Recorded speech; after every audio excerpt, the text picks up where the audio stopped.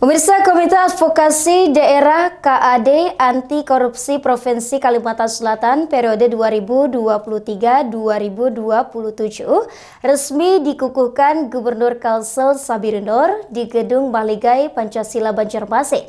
Kehadiran KAD diharapkan mampu memfilter praktek korupsi di Banua.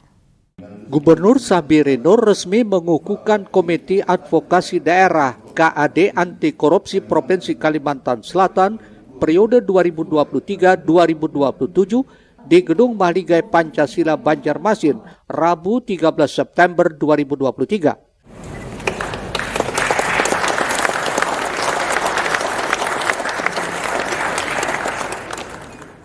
Pengukuhan pengurus KAD terdiri dari unsur akademisi dan pelaku usaha, termasuk SKPD di lingkup pemerintah Provinsi Kalsel.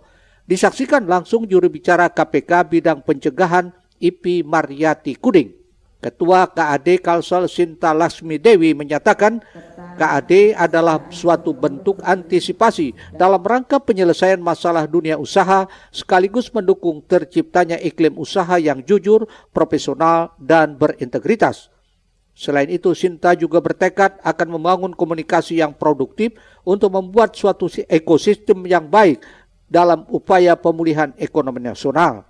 Pastikan bahwa komunikasi kita ini akan terus dari dua arah, berapa arah pokoknya kita mengedepankan itu ya Bu Ipi ya, karena tugas kami dari KAD tidak untuk apa-apa tapi berkomunikasi dan menyimpulkan solusi daripada isu strategis yang ada, kemudian kami memberikan rekomendasi itu kepada KPK kemudian untuk dikawal kepada pemangku kepentingannya.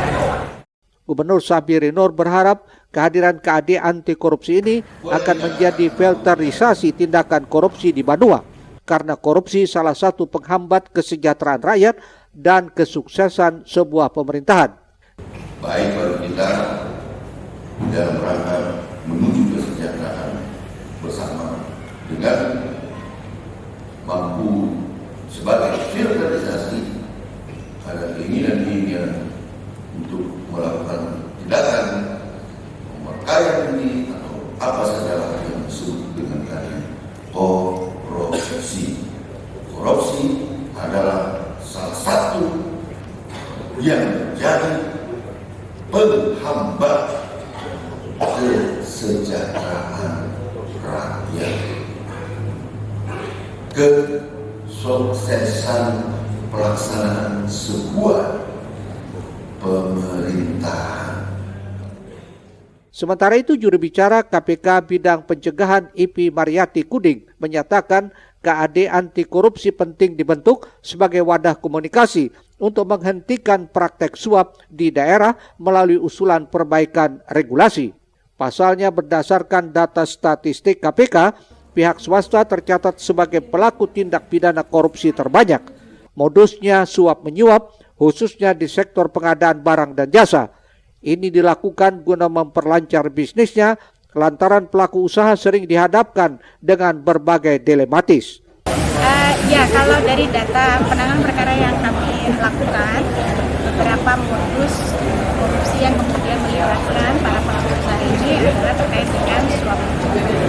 Sektornya di mana yang paling banyak memang sektor rawan adalah pada pengadaan barang dan jasa dan perizinan.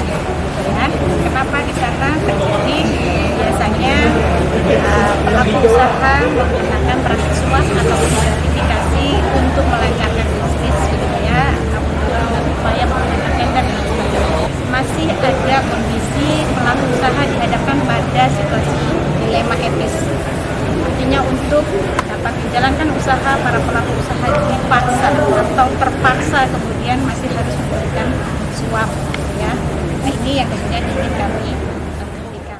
Oleh karena itu, harapannya lewat kehadiran KAD ini setidaknya akan mampu menutup celah korupsi yang melibatkan pelaku usaha di Banua.